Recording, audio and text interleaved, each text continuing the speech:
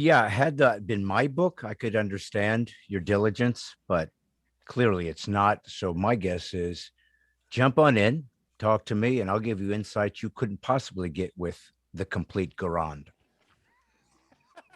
You are absolutely right.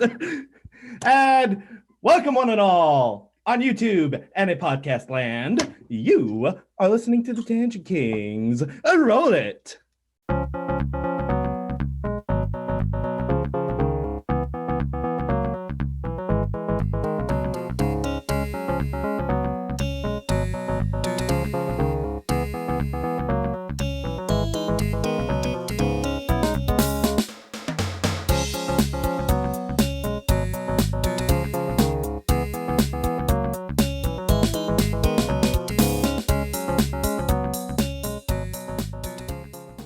Welcome, one and all, to the Tangent Kings podcast. I am, of course, your humble servant, G. Michael Francis, and I'm here with my partner in crime, Mr. JJ Benks. How you doing today, sir? I'm doing very well, Mike. How's your day going for you? I'm doing all right, and as you may have heard, we also have a special guest. And let me just say, if you are not ready for this guest, you might want to put a helmet on. We have Mr. Brad Stine with us as well. How are you doing today, sir?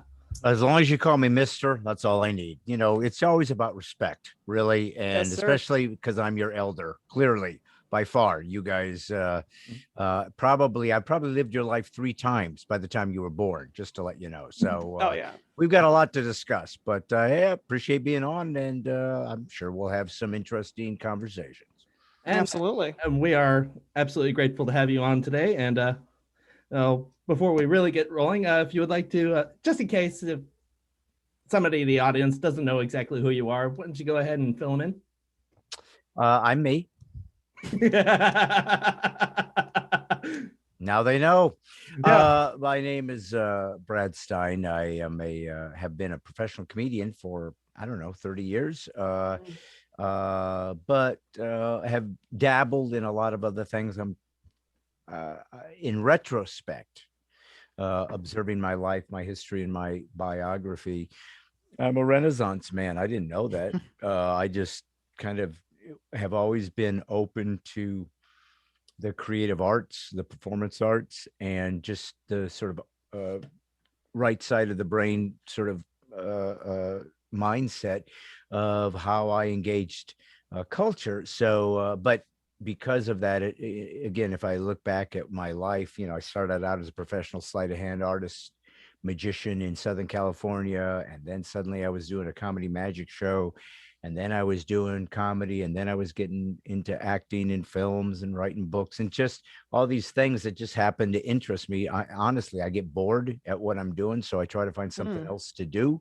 But ultimately, because of my point of view as a stand-up comic, it made me a little bit more unorthodox because I'm a Christian and I'm a conservative. I'm an originalist as far as believing the founding fathers and their original intent for the Constitution is how this country's supposed to be managed. So I got a lot of very old school views about how I see the world, how I see the country. And so it caused me to have a very unique space in the comedy field, clearly. And in the midst of that, a article was written about me in the New Yorker magazine. And they said in the online edition, they called me God's comic. So that was kind of where I got that moniker. That sort of became your staple. Yeah. So I said, okay, well, I'll take that. If it came from the New Yorker, at least it's not me having the audacity to say,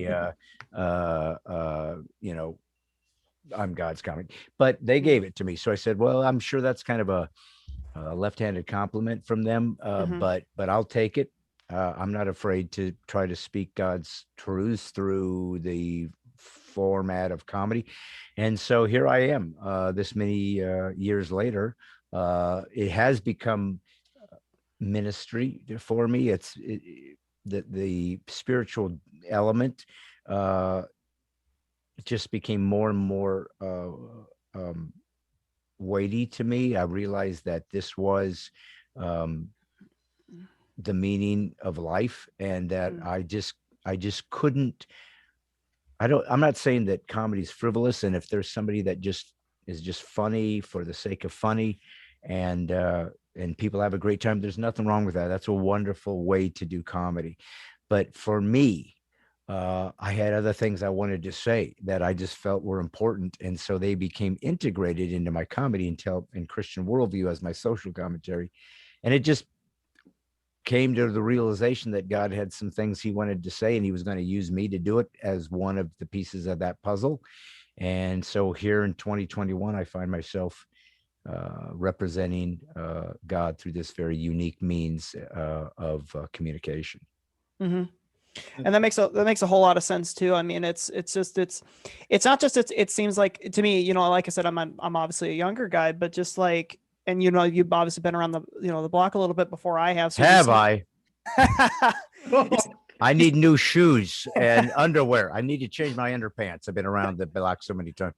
Yeah, but you've seen so much of the world, and you've got such a unique perspective. I mean, what with your kind of your process of kind of coming into it, because I really relate to that when you say really focusing on the right brain hemisphere, right, the creative side of the mind. That's it reminds me a lot of myself, to be honest with you, because it's like that's not a straightforward path versus like I feel like if you're a little bit more left brained, it's more clear cut. You do this, and you're fine. But like right brain, it's like, how do you make sense of that? I mean, was it kind of a process for you when you were getting started to say, is this really what I want to do? Is this really like, is this what I'm meant to do? Like, how did you kind of arrive to that conclusion? You mean as far as a comedian goes? Yeah. Well, here's the thing. If you, first off, from a Christian perspective, Christ follower perspective, if you take it seriously, Mm-hmm. In other words, and it's a simple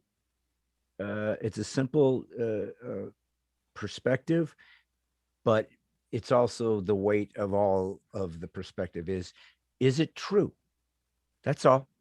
Is it true? Not do I think it's true. There's lots of people that think lots of things are true. It doesn't make it true. It doesn't mean it won't be true to me. Doesn't mean that I might have a perspective that I'm willing to go all in on. Certainly people have done that throughout history, that they were committed to how they saw the world and believed it was true. And here's the problem. I learned this in acting class. Mm-hmm. You were taught never to make a moral judgment over your character, even if you were playing Hitler. Mm-hmm. You didn't sit there and said, "Oh, he's bad guy." No, I'm playing a guy who clearly thought he was good. He said, "Yeah, I'm good. I think Aryan people are superior. I believe Jews are subhuman. They should be killed. And I think that's good." Well, obviously he was a lunatic, but what I'm getting at is, to him, he did things that he thought were good things. So you have to understand there are people in this world that mean well, that are doing bad and evil things, but you couldn't just talk them out of it. Yeah. Because they think they're doing good. Listen, the battle in humanity is truth and lies. That's all we're battling. Truth and lies. Jesus said he was truth, and Satan is the father of lies. So yeah, it takes root, and it flourishes in ideologies and in philosophies and in religious traditions and in political discourse. That's the fruit it bears, but the substance of it is either the truth, God's revelation to man, which is the rule book for reality, the Bible, or man's reality to man. That's our choices. And so consequently, like I said, I would get up and perform, and I would watch the left-leaning performers, musicians, comedians, whatever.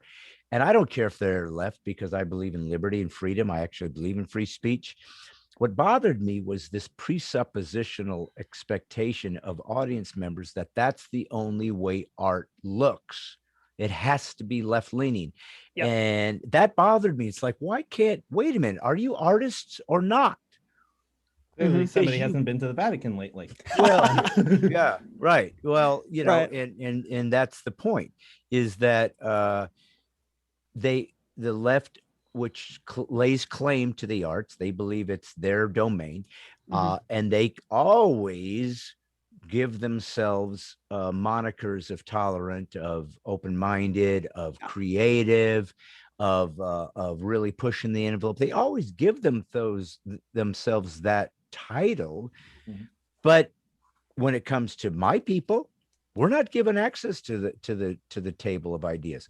We're not told you are allowed here as a Christ follower. You're not allowed here as a conservative. You're not allowed here as someone who believes that the Constitution is inalienable rights given to us by God. You're not given a place at the table. So you're clearly not open-minded. You're not true artists.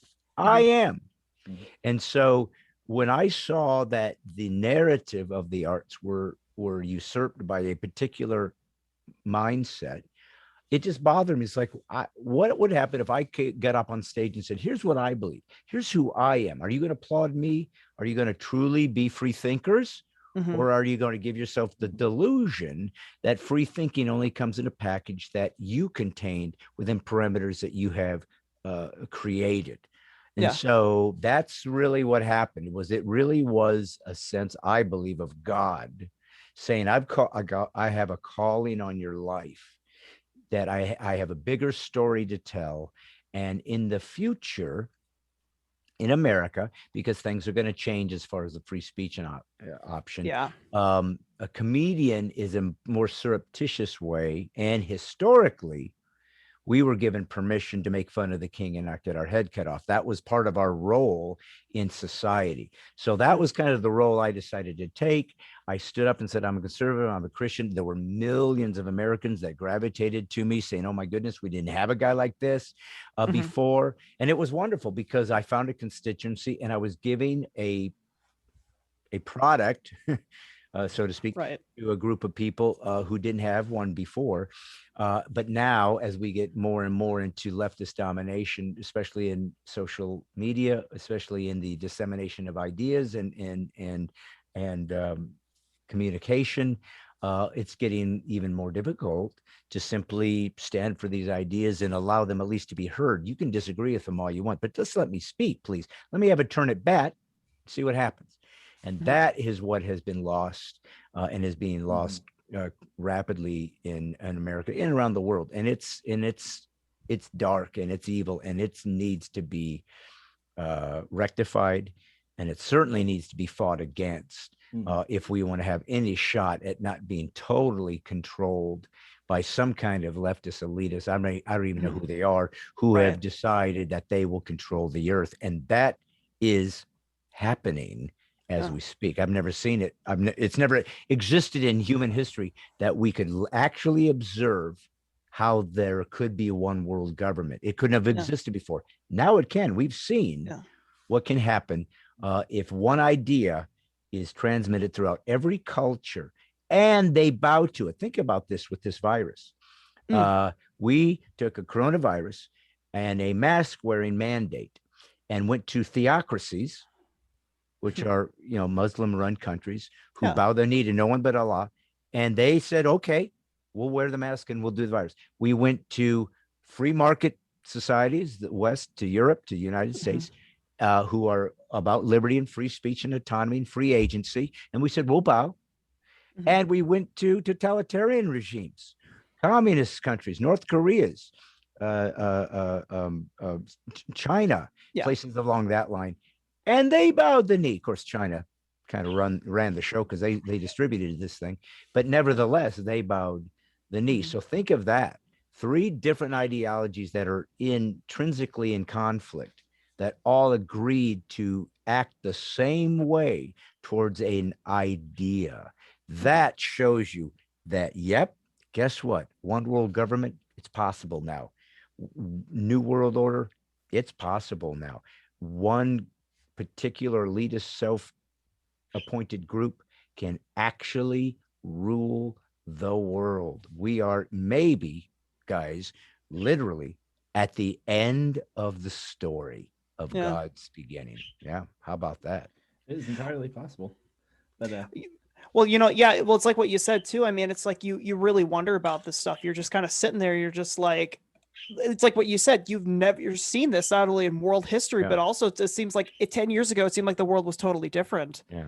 Like Yeah. it's, I mean, just for example, just from my own personal experience, I remember even starting in a short time frame of going to college, just for example, when I was there as a high school student with PSEO, I was at a local school at North Hennepin, and I was there in 2012. And it seemed like, yeah, you had this elitism, but you felt like people who were left leaning could actually have a discussion with you. You know, your teachers could still discuss and engage with you, right? You weren't lesser than them. And then not even 4 or 5 years later, it's like, it's so fanatical. I mean, I remember they did this giant riot. Let me clarify. So it wasn't a giant riot, but it was at my school campus, and they were upset. The papers were there. Everyone was upset. We're doing this demonstration at school, talking about how, you know, we're so upset that, you know, that Donald Trump, for example, that he was elected. And I thought, oh, I didn't realize any of that. I thought I'm gonna walk out there with a SpongeBob sign and make a joke, and maybe I'll get my face in the paper for having a joke. And I was like, I didn't take it seriously, right? I didn't think they were like fanatical. And they not only within the span of 30 seconds ripped the sign out of my hands, they said, oh, you see that guy? He had his hands up like this. He has a white power symbol. It's like, I'm not doing that at all. And then I had campus security come by and take me by, and they said, not only, you know, obviously, why would you be protesting something that's so good? You know what you should do? You should write a 2-page essay on why you're sorry to the diversity office. I said, screw you. I'm not doing that. I'm not doing that. I'm not going to do that. I'm not going to bow the knee. And then a lot of people came up to me on campus. Hey, you're the guy that did that thing where you made fun of the protests. Like, what sign was it? It was evil, right? And it's like, it was a SpongeBob joke. And they're like, oh, well, you're still wrong anyways. And yeah, I totally wanted to stab that guy. And I'm like, I didn't realize you guys were this fanatical about this. Yeah. It's like stone cold crazy. Well, I could see the beginnings of it even back in high school. I mean, to an extent, you know, the teachers, you know, I was publicly schooled in Minnesota, unfortunately. Yeah.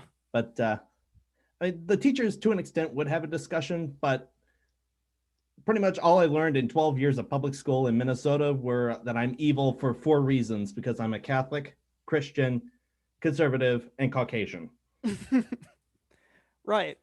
So it's a sudden fast thing that just happened, and it's like, it's like you're whiplash by it. You're like, what on earth happened here? So yeah, and that's why, you know, there has to be something deeper at play. There's got to be somebody with much more power and leverage than we understood, because it shouldn't have been able to you know, turn on a dime like that. I mean, even though I've seen it come, not that I'm the genius, lots of that before me have seen it coming for years. I mean, I've been, you know, some of my original jokes that were known from my first album, Put a Helmet On.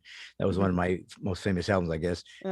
Some of those jokes that were sort of mocking political correctness and whatever, that was 2003. Well, some of those jokes were written in the 90s. I don't know if you guys, how familiar you are with my material, but there was a joke I did on that album about chopsticks and just not being able to use chopsticks, and making fun of the fact that this is archaic, you know, utensils, and can't we upgrade a little bit, Bob? Yeah, right. No, I'm glad you know, because it helps the narrative here. So that joke, and then if you watch it, because there's an actual moral to the story, was I did that joke in Pepperdine University, and this is probably 96, 97. I'm just guessing. I don't remember. So even that long ago. And I was supposed to do the chapel, and then I was going to do the following week or something in their main sanctuary. And they fired me, and they said, yeah, we can't. So what happened? Well, somebody complained about your chopsticks joke. And I said, well, it's a joke kind of about me making fun of, I can't do chopsticks, making fun of the pretentiousness. Yeah. We're all supposed to be able to know how to do all these, you know, mechanical necessities to eat here. And that I just feel like, can't we just use nice forks? That's the joke. It's not complicated. Yeah, and I'll bet you money it was just some blue-haired liberal, white guy liberal. Yeah, no, it was. It was an albino right-wing conservative Republican that complained. No, it was obviously it was 2 Asian kids. So the point was that but what he said was, when I explained, he said, yeah, but you said that silverware was better than chopsticks. That was the problem. You made a declarative statement about a utensil that reflected somebody's culture. So and then the joke is, obviously, again, you're familiar with, I say, yeah, I did say that because it is a knife, fork, and spoon is kind of better than sticks. That's the joke. It's funny. Now here's the thing. If you are Chinese descent or Asian descent, you can say, look, we've been using chopsticks for thousands of years. We're really good at it. Fact that you're, lame at it, that's on you. Hey, we still can do it. You can do anything you want. You can make fun of me. You can say that maybe it's because you're Anglo. You guys are thinking, you're are incapable of some very simple, hand-eye coordination. There's your joke. I don't give a crap. Just find the humor in the satire of a guy frustrated that he can't use chopsticks. So now I'm just going to say, hey, haven't we moved on from that? That was all it was. Yeah.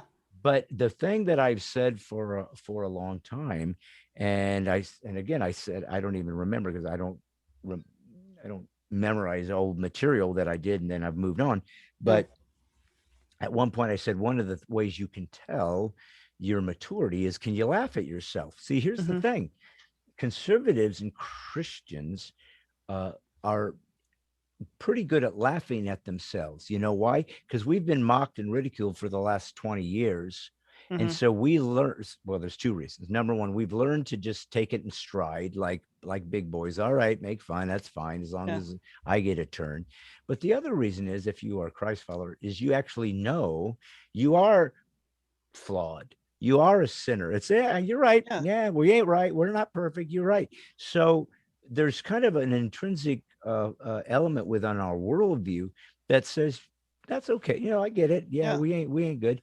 Yeah. But the left cannot laugh at themselves. They can't. Yeah.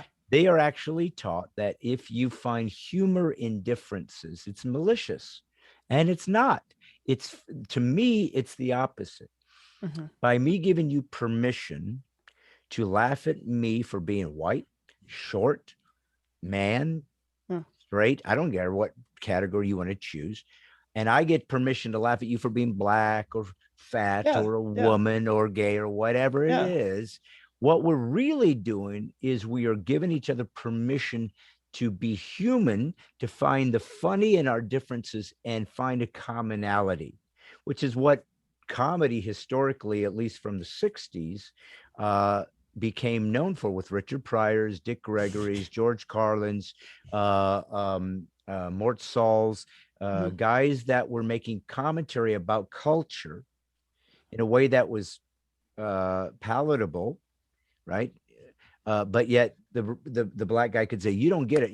When we see this, you don't get it, but we see that. And it helped us go, oh, I see something about you that I didn't understand culturally. Number two, oh, you're also human like me. Oh, we're actually kind of in the same boat.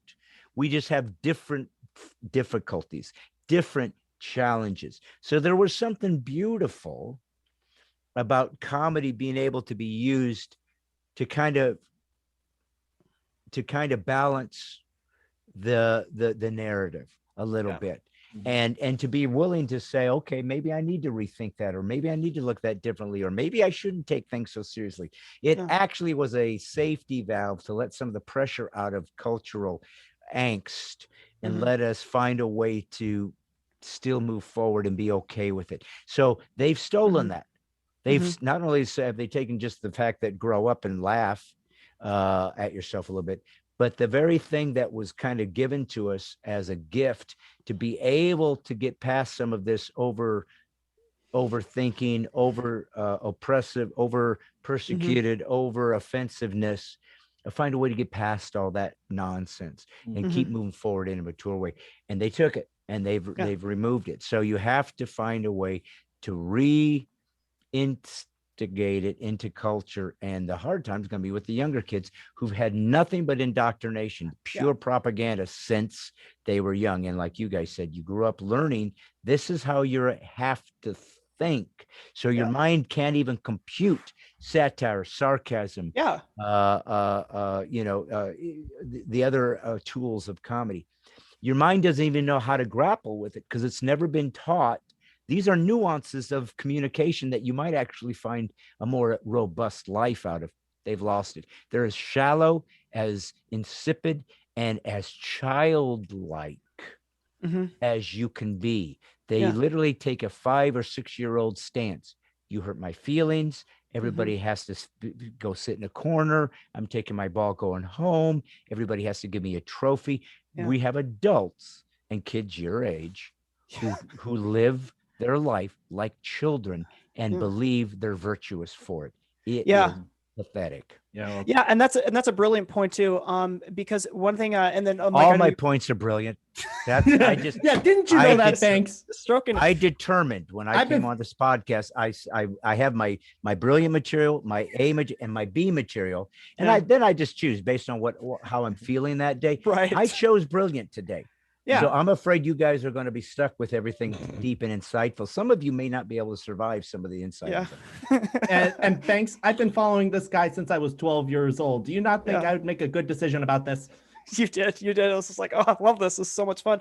But if I may, you go first, and then I'll take after that. Yeah, because we started getting into the first question. What differentiates good humor from bad humor? And I think, just my own spin on what you're saying is that good humor is actually born out of love, which fosters a sort of communion, if you will. You share in, with my permission, you share in my my shortcomings, if you will. I share in yours with your permission, of course. And of course, God's already up there. He's looking at this, and God has a sense of humor. He looks at me every day and goes, "Hey, angels, come here. Look at this idiot." Of course he has a sense of humor. This is, again, Christian worldview. What do we learn about being Christ followers? We are made in God's image. So sorry, saw something come on my screen. We are made in God's image, which means the attributes that are positive and redeeming and valuable and inspiring are God's first. So if there's such a thing as humor, God had it first. If there's such a thing as male and female, God was that first. If there's such a thing as virtue and courage and love and sacrifice, God had it all first. So, everything that we see, that's why I said to you guys earlier, and it's kind of my calling's to the church. It's not to the unbelievers. It's like, if you say that Jesus Christ is God, if you believe that is true, this is the actual document. And look, we're in Easter week. We're in a Holy Week, right?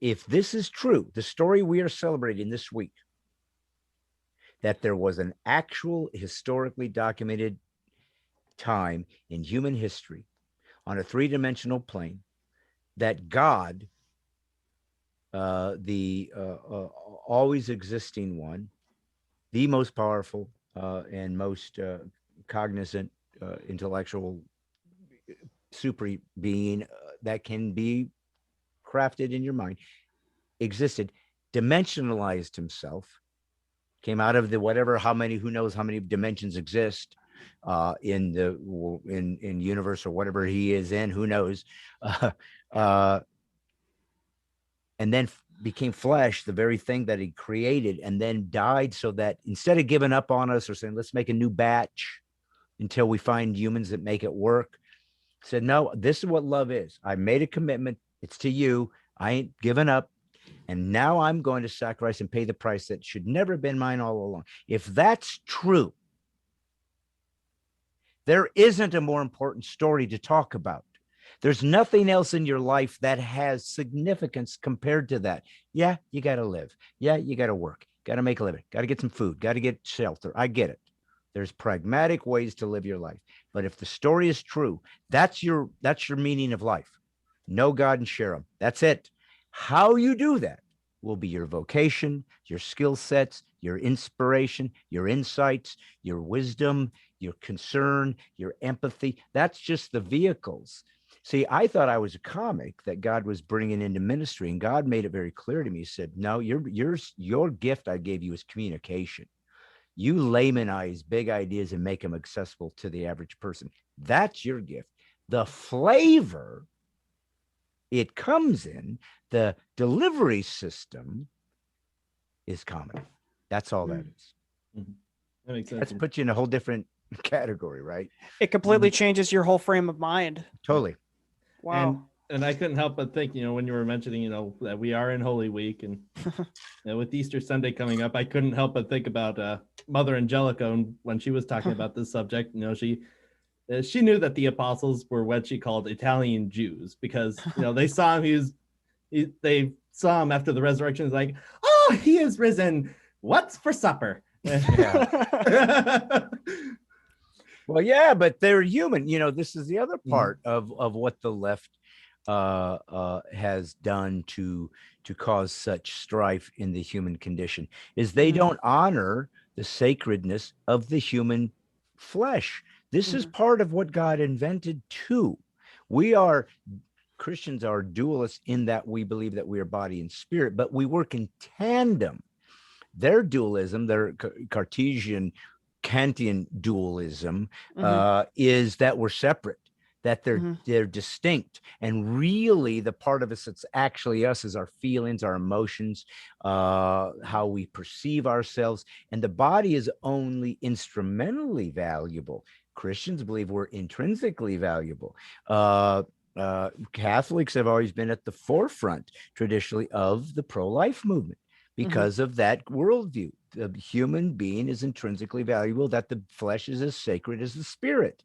So it's to be honored as well. So if you are conceived, you are a human being. What has the left done with that? Because nobody denies that, by the way, anymore. As far as biologists, as far as bioethicists, the science is clear. If once you have a conception, a human being is created. You're at the very beginning of your life, but all the DNA, everything that's going to code and create the fully formed adult, it's there. The human is there. You're just in a different stage of your development. But that's not what they argue anymore. You might get some rather less educated ones that might, but nobody says it's not a human. What they're saying is it's not a person. And that's what personhood theory now is the idea of when do you actually become a person, valuable outside of just the cellular structure that can be instrumentally removed and utilized as waste or harvested organs or used in a vaccine, whatever. When do you become suddenly morally viable by which you're not allowed to be killed? And that line has been pushed to now we have an entire political party saying if the child is born and they didn't want him, it can be killed.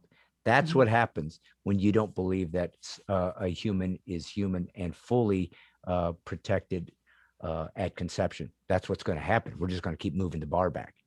Yeah, because what it's interesting you mentioned that too, because I even had discussions with people in college about this where they'd say it's just a fetus, it's not a person. And now it's like they just sidestep the whole discussion saying, well, don't engage with what they're saying, the opposition. We're going to shift our terms around and say, no, you're a person at a certain stage, this arbitrary stage, and then you just put a fanaticism behind it, right? It's what in the Rules for Radicals, right? That you just make the issue so hot that no one will touch it at all, right? You make them so scared to even approach the subject that people just capitulate anyways. It's like what you said in when you said wussification, for example, one of your bits was like, it was, which I love that. It's like, number one, Christians, they're so scared of touching anything. Like I kind of noticed, just from example, like we used to discuss with my atheist and skeptic friends, we would talk in college about creationism versus evolution. Then it says, well, stop debating Christians, just pretend the evolutionists won the discussion and kick them off the discussion board.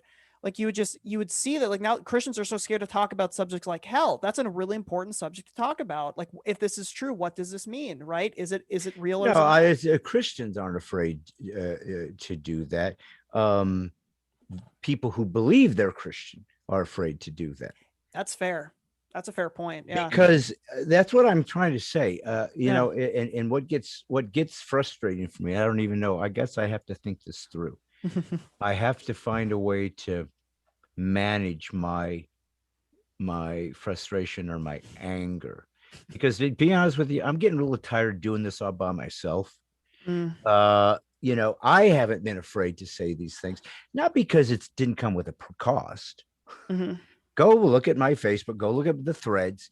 You want to see what it looks like Yeah. to be hated, to be insulted, to be diminished, to be maligned, to be slandered, to be, you know, ridiculed. Yeah. That goes with the territory, okay? And so it is what it is. You learn to manage that.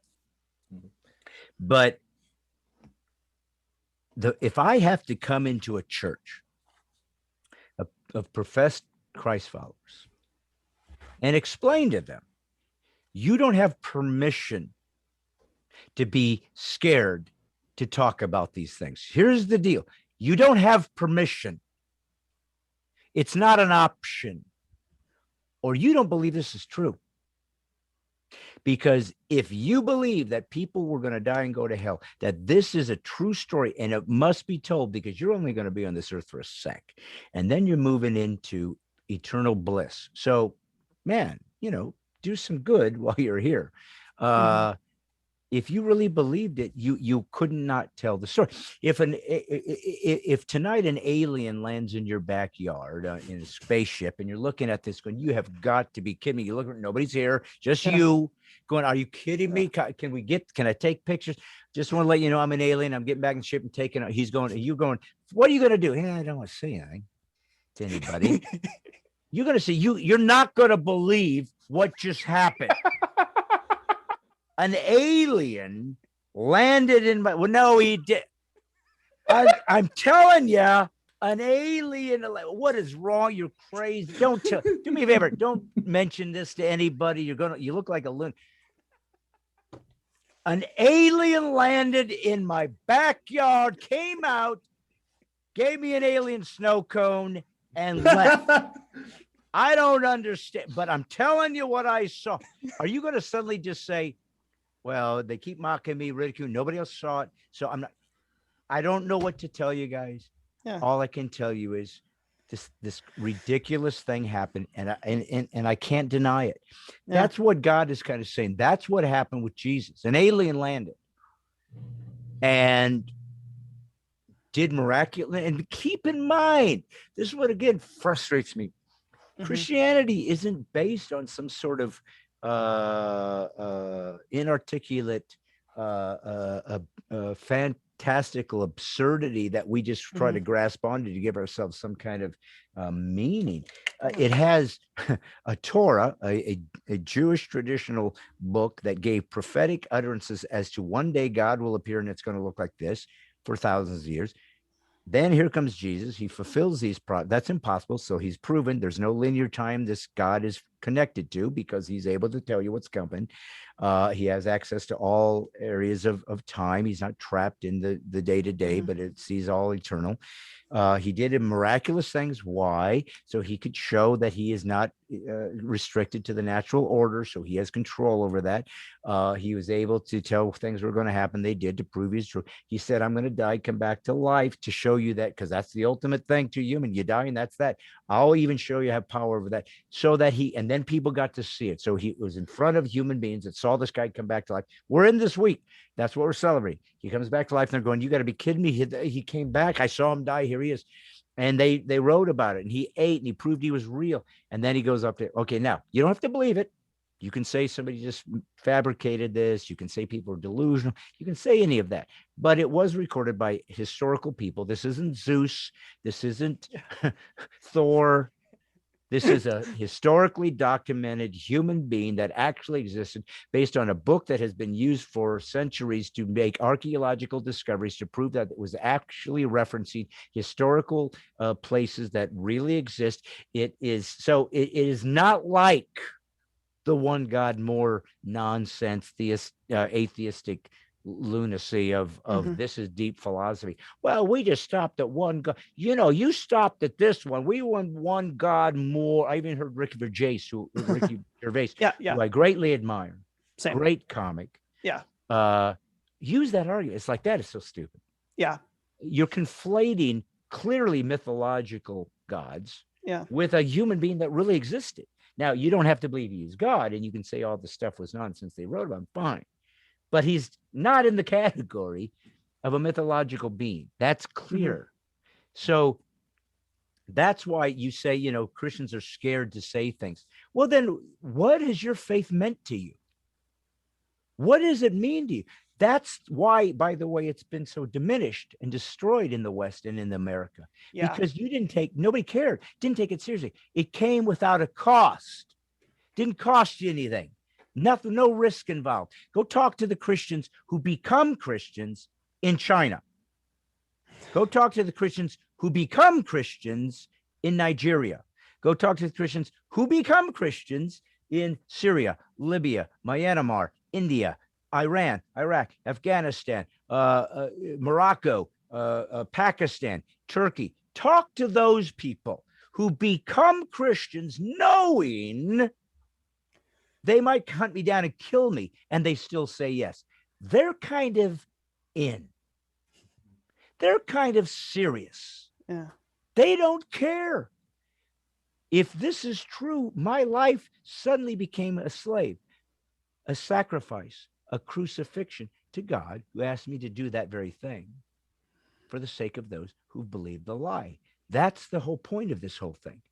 Christians in America who the DNA of America was Christian. So they had a pass.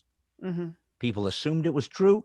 People at least gave it respect and dignity. And suddenly, when there was some cost, when there was something at stake, when your reputation, your dignity was suddenly besmirched,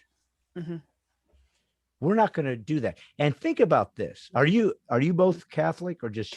Yeah. So Mike's Catholic and I'm Protestant. Okay. The reason I only say that to say, because I don't know the Catholic traditions as well. Right. I know a little bit. I did a Catholic youth camp once. They invited me in, so that was interesting. But from a Protestant perspective, think about this. Here's what they say. You're at a youth event. They talk about Jesus, give the gospel, right? Then they'll say this. If you would, bow your head, close your eyes. Nobody's looking around. We don't want anybody embarrassed. Oh, for heaven's sakes. If you would, carefully, slowly, quietly, raise your hand so I can see where you are. Nobody will see. Nobody's looking around. We don't want you to feel uncomfortable. All we're asking you to do is to give your life to God, who sacrificed his life for you. All we're asking you to do is to say, I'll be happy to accept Christ as my Savior in front of people who've already done that. But I don't want it to embarrass you. Okay, did you raise your hand? Okay, just and pray this prayer out loud. Matter of fact, everybody pray it. Just in case the guy that's praying this single most important moment of his life gets a little self-conscious. You all pray the same prayer that you don't need because you're already a believer. So this guy can get through this turmoil of accepting Jesus. And then you wonder why they are afraid to stand up for something when it suddenly they're saying, oh, you believe in this Jesus? I think you're a bigot. Oh, God. Sheesh. Yeah. What the crap? Yeah. So no wonder. And what has the heretical Christian denominations done? Let's allow the secular worldview to influence us so that nobody feels bad towards us or thinks ill of us, because we want to be a Christ followers who show how loving he is. And there's no discipline expected. There's no repentance expected. There's no sacrifice expected. Whatever you want to do, God will ordain. This is heresy. Yeah. Okay. And we, and what else does that do? It damages the true Christians, because if people come and say, hey, how come I can't get divorced? Well, it's a sin. They say, well, that guy, the Christians over there said it's fine. No continuity. We have no communal absolute foundations. They go find the Christianity that works, that costs them nothing, and they love those people all the way to hell. Yeah. And that's exactly the weakness of the situation, is that if you raise kids to basically never stick out your neck, right?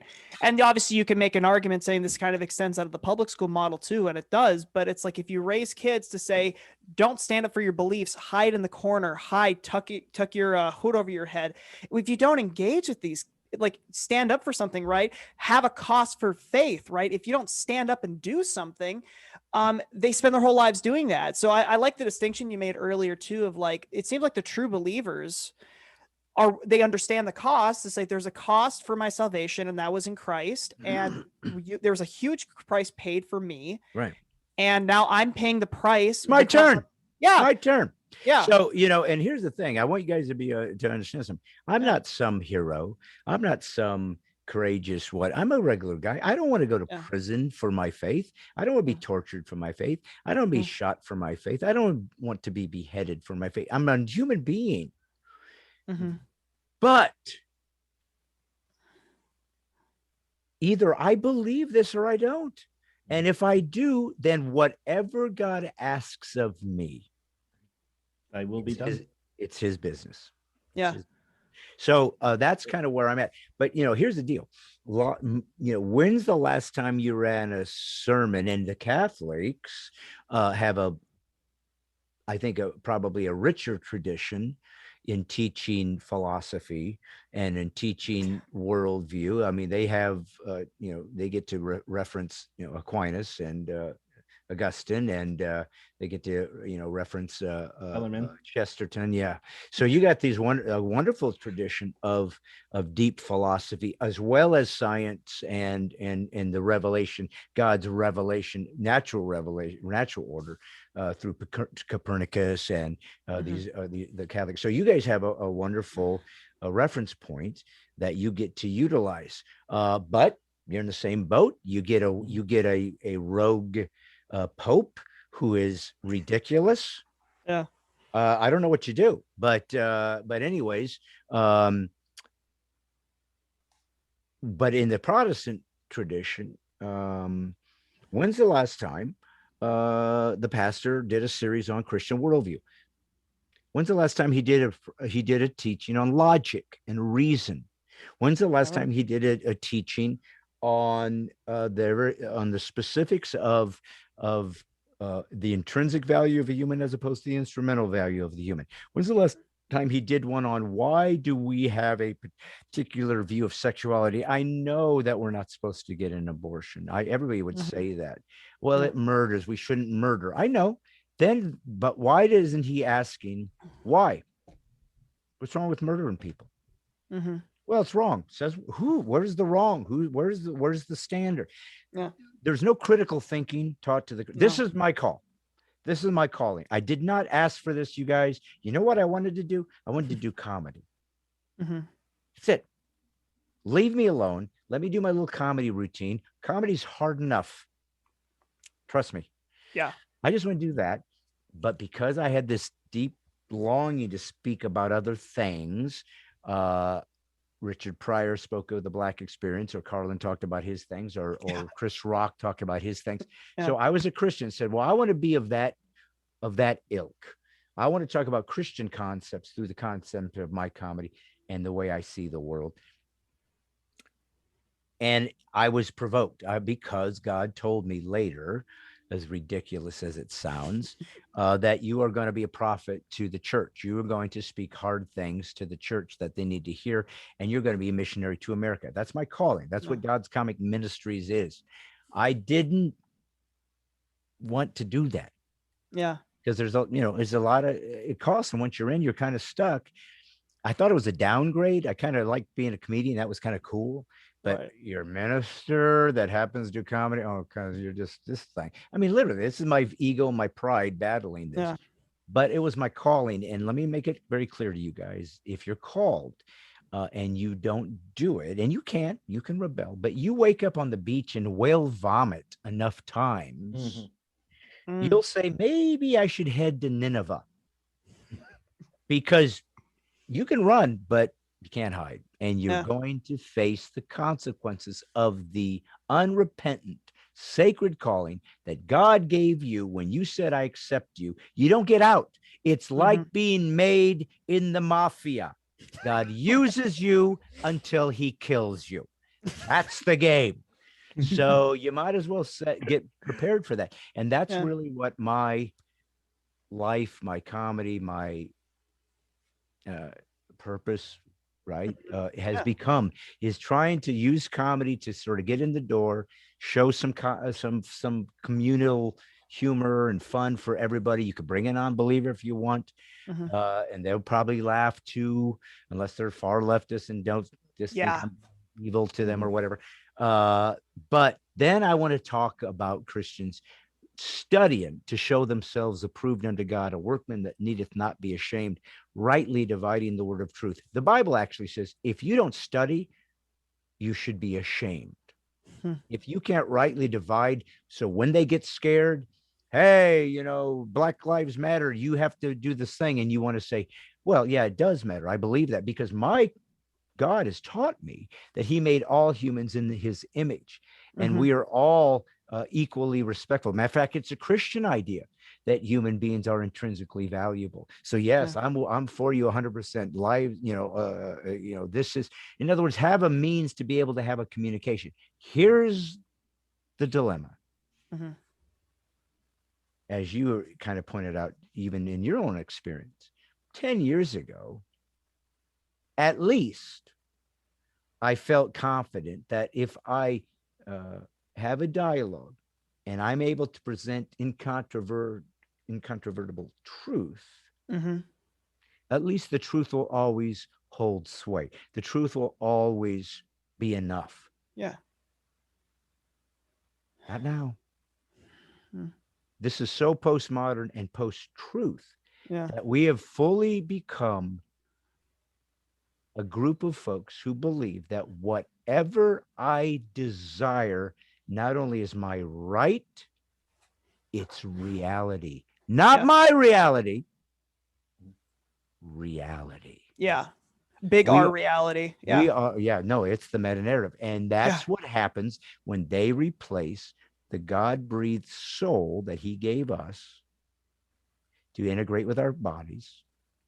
When we replace it with our desires, our pride, our worship of ourselves, and to degrade the flesh as though it has no sacredness itself, so it can be utilized, butchered, repositioned, recreated, done whatever it was, because it doesn't have any value.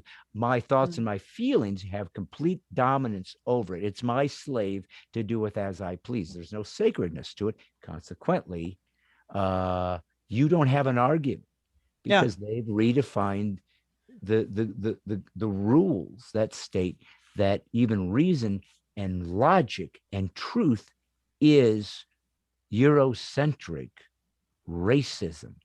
And then you got modern now comedy. What? Yeah. Now where are you going to go to find the rule book if we are at odds? And somebody says, I demand my point of view, and I say, I demand mine. What we used to do is, well, let's find the rules. And unfortunately, sorry. Go ahead. I just noticed to that comment, especially with modern comedy nowadays, or comedy, now just sort of going down to man's basest desires has become the new rules of comedy. And half of it's not even funny. I mean, Oh, I wouldn't even say half of it's funny. It's like late night is like unwatchable. Yeah. Okay. Now, so what I need you guys to do Mhm. is to step back for a moment and observe your comments, because if you look, you know what the number one comment that leftists, atheists who attacked me, Yeah. uh, there's lots of comments, but you know Sure. what the number one comment I get that's at least the start or somewhere in the body of the insult is? It's not funny. You're not even funny. This guy's not even funny. yeah, I saw that And in then, like half of your videos with yeah, the new ones. The Brad right. Stine got issues. He's Or, not even Yeah. funny. Right. And so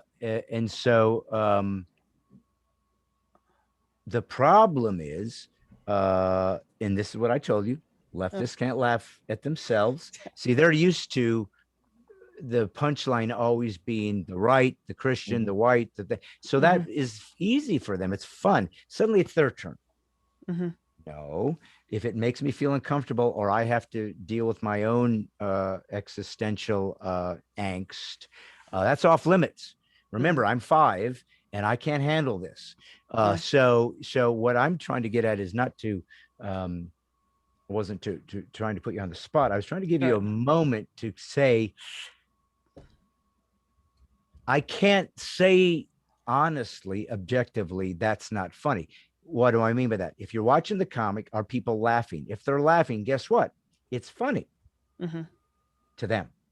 Yeah. So here's how you always have to frame it. And I even tell these guys that once in a while.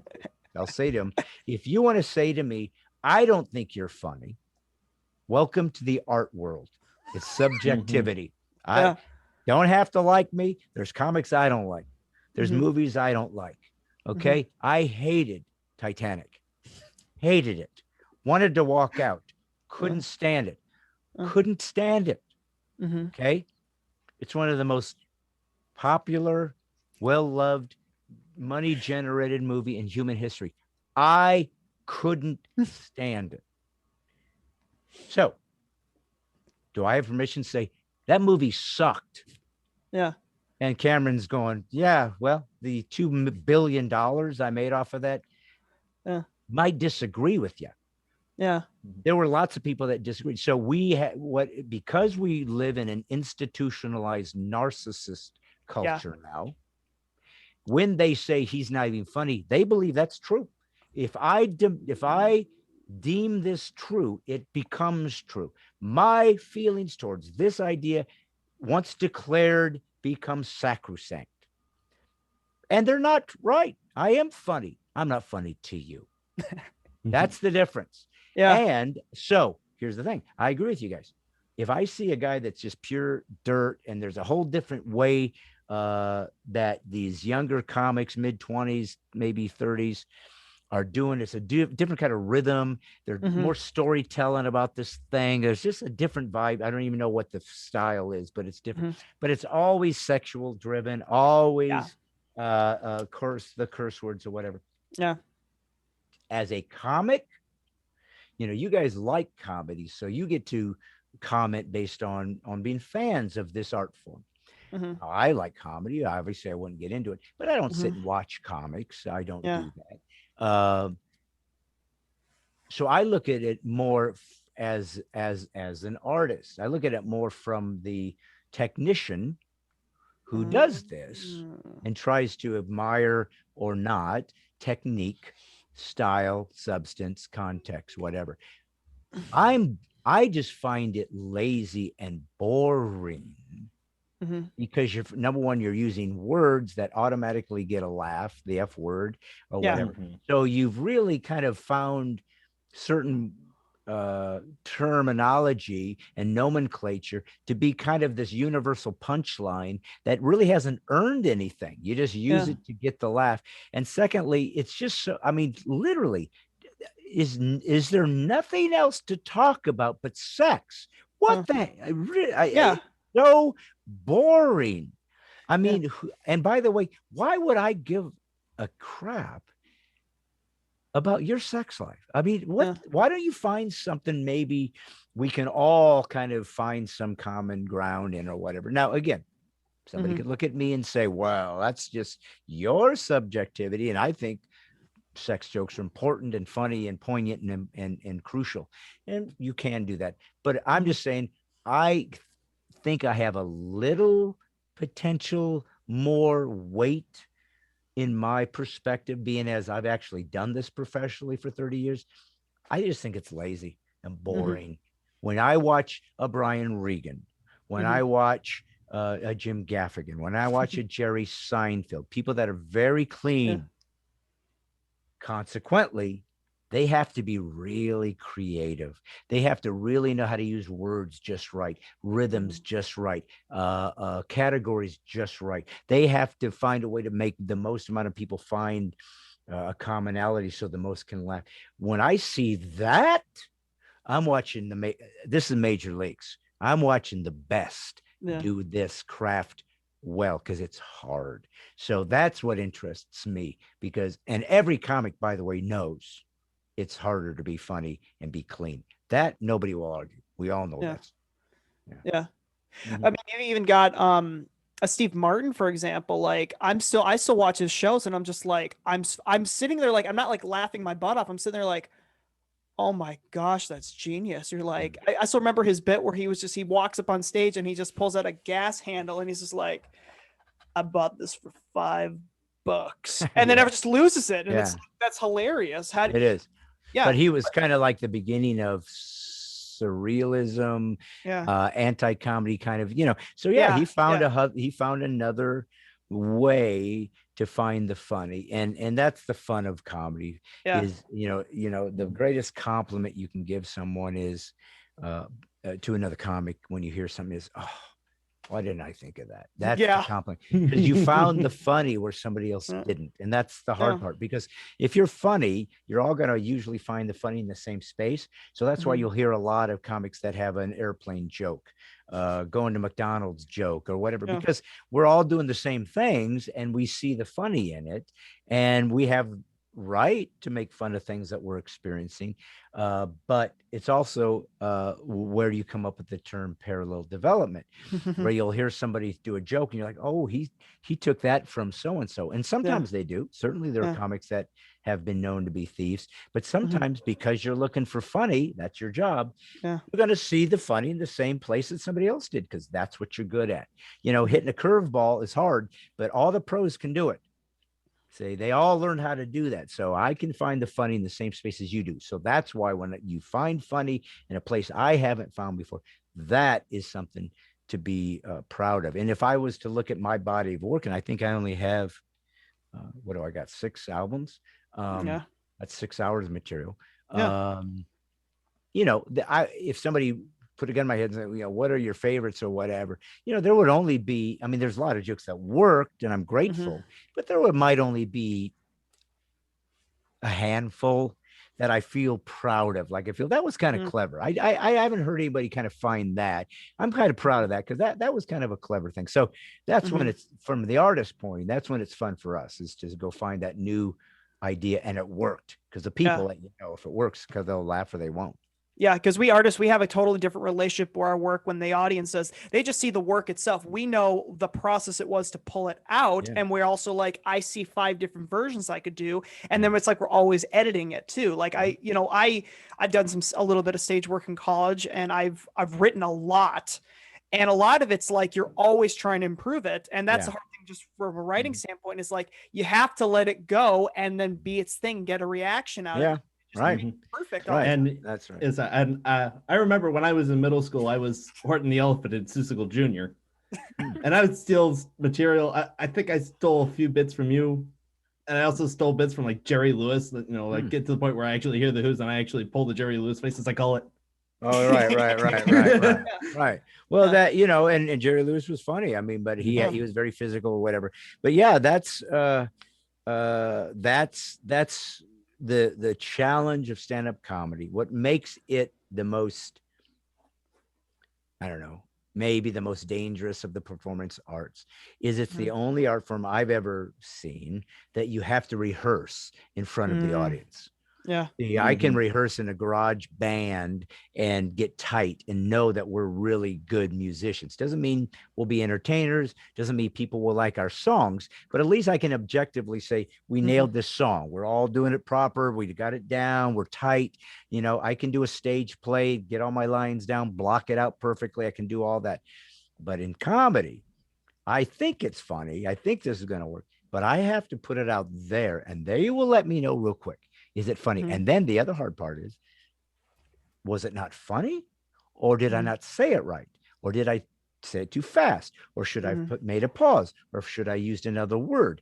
And that comes with experience. When you first start, you don't even know if you're funny. So when they're not laughing, it's like, do I suck? Or do I not know how to do this as well yet?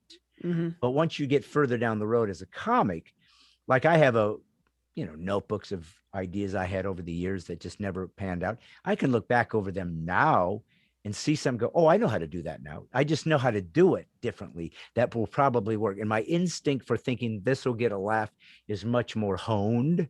But even I can be wrong sometimes or say certain jokes that just never got me the laugh I thought it deserved, but I kept trying because I liked it and it just didn't work.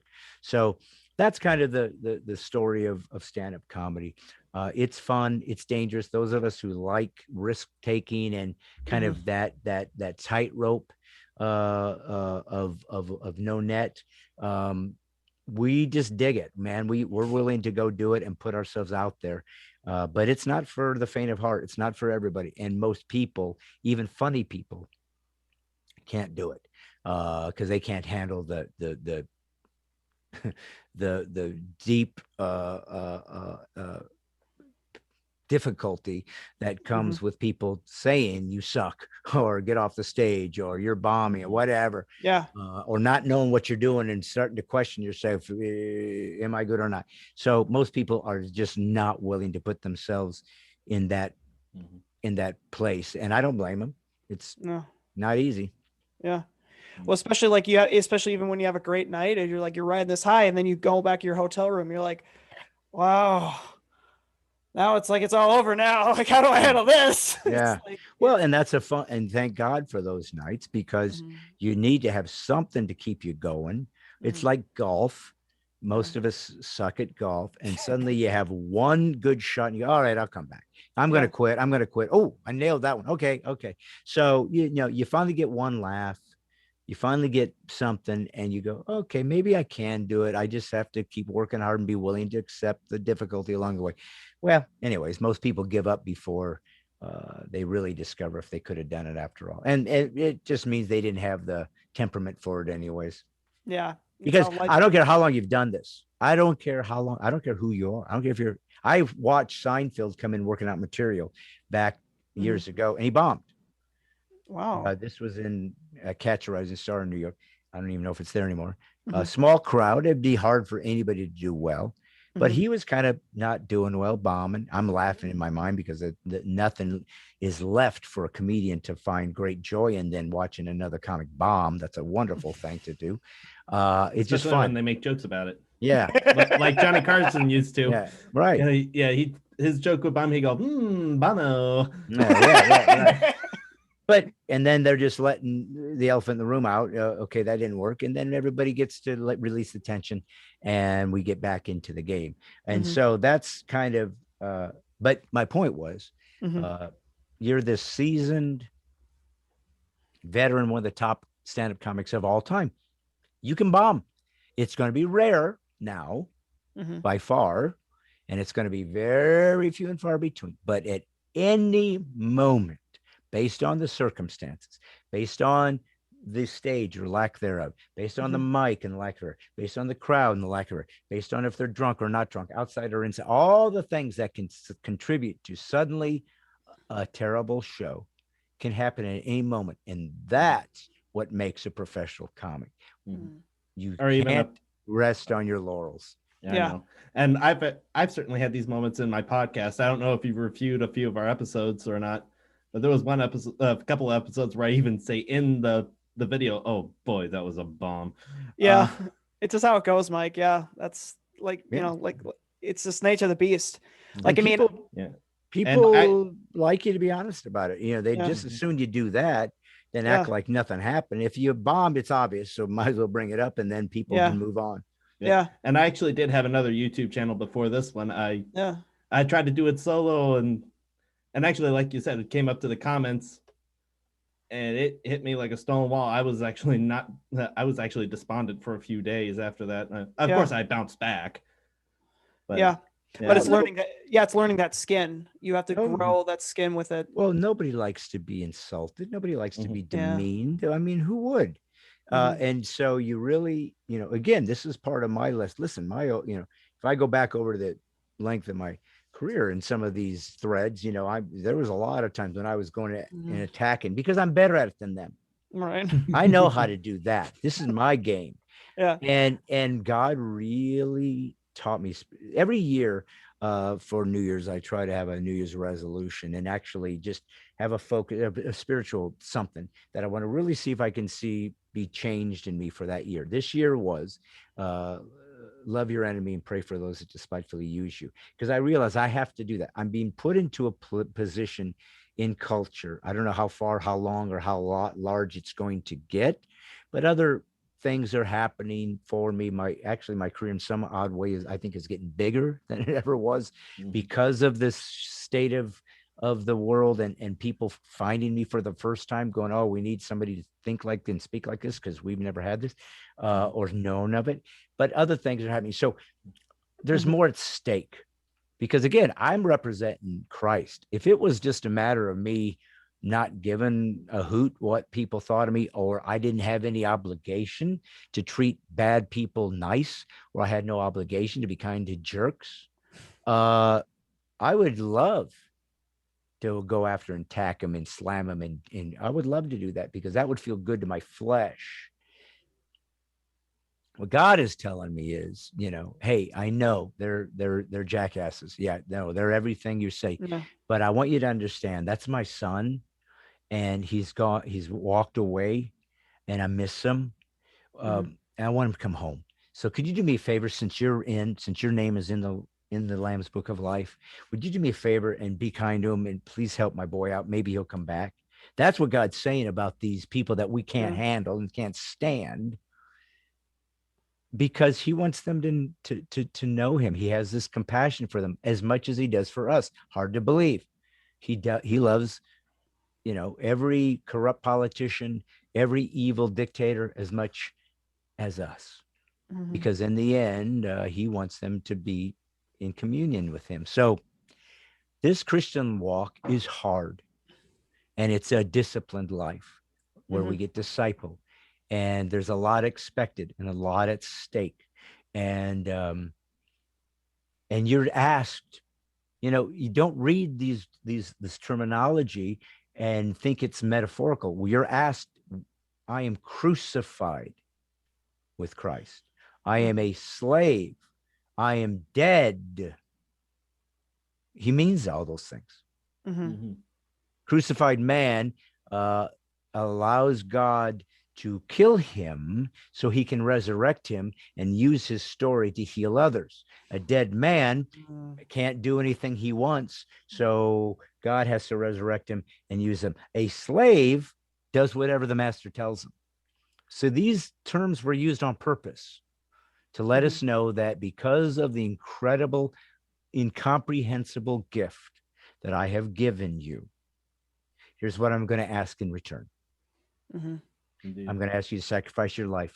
Because remember this, the moment you were conceived, two things became true. Number one, you were terminally ill.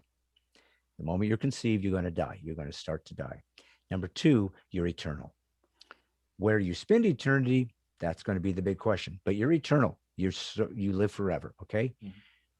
So if you think of eternity, we can't grasp that. We can't grasp eternity, never ending, never beginning. We can't. But we live forever. In that eternity, there's a tiny, immeasurable little space of your and mine existence. That is this three-dimensional world we're on right now. By the time we're 50 trillion years later, this probably is not going to be a big remembrance of us about this little tiny speck. And yet it's the most significant time in your existence, because it's the only time in your life you can give something to God he doesn't have. And that is your will, your obedience. God can say, go pray for that guy. And I can say, no. God can say, go give up your life and go to the mission field. No. Maybe be nice to that guy because he needs, nope. Don't have to do any of those things.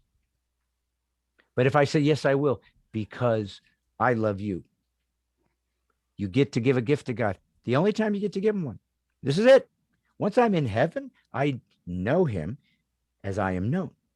I know all that's necessary. I'm completed. I'm in paradise. I'm back to Eden, where it was supposed to be all along. This is my only shot to say, God, it ain't much, but I brought something for you. Yeah. Amen. This and is it. Yep. Yeah. And I hate to do this, but we're actually a little bit over time. Oh, I love to do this because you guys are driving me crazy. You know, Yeah, and yeah, we loved having you on here. So it was the Oh, best sure. guest we have yet. Brad, it's fantastic to have you on here. It's an honor, sir. It's Well, that's fine. Thank you. That's very kind of you. But just keep in mind, I'm on the same journey you are. I'm just a little bit further ahead just because of my age. But to me, a Christ follower is my brother, my sister, and we're all in the same boat, going to the same way. We all have a piece of the puzzle, but we desperately need each other. I believe what I'm praying for until it doesn't happen, or if it does, is for the third great awakening in America and for first century church. That's what we will be from now on, is we have to see each other as necessary for each other's well-being, because it could get to a place where we won't have anywhere else to go but each other. Amen. And I actually made a similar comment to that. You know, it may, especially with the way our government's going, you know, it may just come down to the church saying, okay, you know what, you do you, boo-boo. We're going to take care of our people. We're going to take care of our poor. Well, and guess what? It worked pretty good for the first century church. They changed the world. Indeed. Maybe we need to go back there. Amen. Well, listen, guys, thanks for having me on, man. I wish you pleasure. well. I hope this It was works a out. pleasure. for you. And without further ado, Mr. Benks, your book quote, please. You got it. So this is from Rules for Radicals, but I have a little spin on it. And it said, be not deceived. Revolutions do not go backwards, but I will add, neither do revivals. And that's exactly what we need. Amen. Well, I'm in. I hope you guys are too. And I hope that Minnesota one day gets free again. I've been there many times, used to work at Knuckleheads up in the Mall of America. I've worked churches there. It's a beautiful state. But boy, the wheels have come off. So I wish you guys well. Yeah. I wish you well. And with that, you know, we'd like to thank you so much for watching. Be sure to like, comment, subscribe, and please share the heck out of this video, because I think this is the most important one we've made. Not just because we have Mr. Brad Stine with us, but I think this has been absolutely the most important video. Discussion, Yep. And did I leave anything out? Let's ask Mr. Brad Stine, where's a good way to stay connected with you on social media?